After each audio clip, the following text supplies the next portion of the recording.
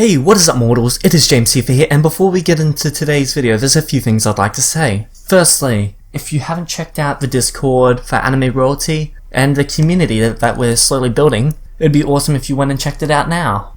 If you feel like supporting us on Patreon, support us on Patreon. That is, well, awesome if you do that. If you don't have the money to support us on Patreon, or you just don't want to, liking and subscribing to the videos is a good way to support us as well. And yeah, let's get into the video. What if Bakugo never existed? Part 2. Izuku has been dreading the day that his letter came from UA. How could he possibly beat all the others, who had quirks to assist them? He felt his heart sink. He felt his stomach churn. As he picked up the letter, he just felt like it was inevitable. The letter was neatly made with the UA symbol on it. Izuku ran into his room with concern and anticipation. His mind began to race, overthinking about what could be inside. His mind was against him. He didn't want to open it in fear that, well, it could be the crushing of his dreams. But at the same time, he knew that he had to. So after a few seconds of thinking about it, he opened the letter, so that he could finally have all the answers that he needed. So he opened the letter and took out the item that was inside, shaking it, placing it on the desk, and then watching it emit a light. He stared in amazement and watched eagerly as the video began to play. What once was hopeful turned to sadness. His heart sank more and more as the video went on. He then heard it. He didn't make it into UA. He thought to himself, how could a quirkless person like me ever get into UA? Even thinking I had a chance is stupid. I'm so stupid! Izuku got up and ran to his bed, tears forming from his eyes. He jumped into his bed and wrapped himself in his blanket, wanting some sort of comfort. He knew it was likely that it wouldn't have mattered anyway. He knew that he wasn't going to make it, but he still tried. But it wasn't enough. It's broken him. He tried so hard for this. It was a dream that just has to stay a dream. It's not possible for him. It's just not going to happen. And he just doesn't want to accept this, but he has to. He stayed in his bed for hours, only coming out for small snacks, or for some food whenever his mum would desperately call for him. She was beside herself with worry. Her heart was torn apart from the fact that he was shutting himself away from everyone.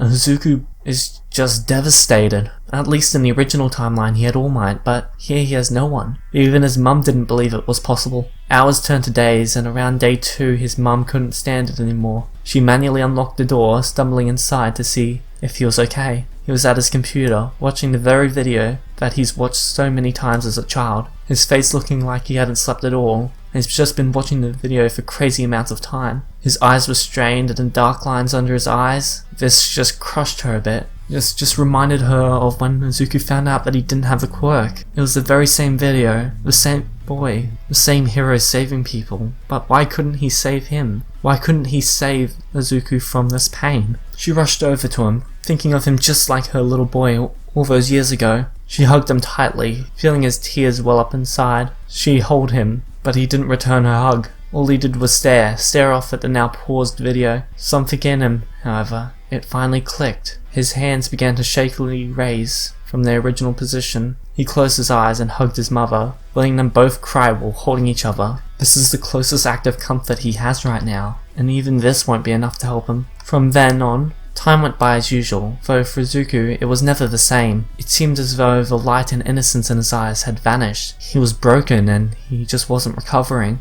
His mum told him to look for other high schools. There had to be at least one that would accept him, but he never did. He didn't look for others. He instead looked for something he, a quirkless teen, could do. Something that would still show that he could be a hero in some way. There has to be something. He has to be worth more than nothing. A dream of his wouldn't die. It was to him his reason for very existence. He knew it. He had to become a hero. There had to be something he could do. He searched the web for hours and hours, while still making sure that his mother didn't worry, but he could tell it was affecting her. After searching, he finally found the place he wanted to go, the police training grounds. He was now dead set on becoming a police officer. Then he'd be able to be a hero. He printed out the website and ran down the stairs, running right to his mother and showing her the paper. Look, Mum, they take anyone, maybe even me. Please, Mum, please, can I? Honey, I know how much this means to you. I really do, so... She looks at him, seeing how distraught he is. Yes, we can try this out, but if it's too much for you, you can always leave, okay? Yeah, I know, thank you! Izuku has a look of joy on his face that hasn't been seen in ages. Finally happy that Izuku was feeling better, she immediately signed him up. The training school acted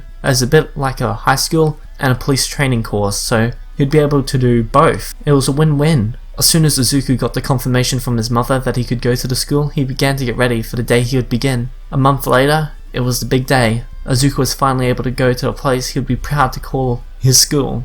He grabbed his new uniform and put it on, placing everything in very neat order, placing his hat ring on his head, and looked at himself in the mirror and smiled for the first time in a while. But the light in his eyes, it just hasn't returned yet. His mum called him down and said it was time to go. Izuku was ready to leave his room, but he turned around to look at his room one more time and noticed something on his desk, something that he hadn't seen before. He goes over to it, seeing a UA stamp on it. A little post-it note. Next to it said, "It came yesterday. You can choose to read it or not. You can choose your own path in life, Izuku." With a shocked and hopeful smile, the light came back to Izuku's eyes. And then it just all faded again, as all the anxiety and torment from the past few months, it just flooded him again. He slowly went over to it and opened it, and he read the parchment.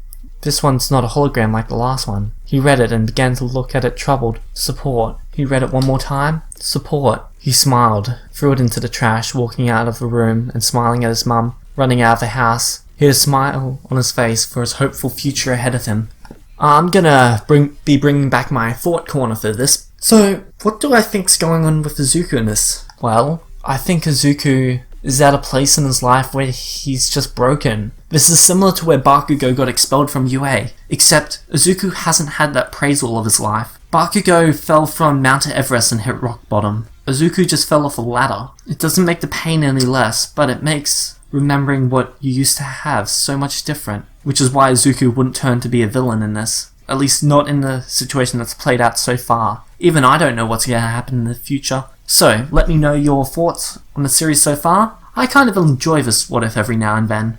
It's nice to think of, well, it's not really nice, but it's interesting to think of what could happen without Bakugo. Bakugo pretty much saved Izuku, and, well, I'm going to leave that there until the next video. Peace out, mortals, have an amazing day. Don't forget to rate, comment, and subscribe.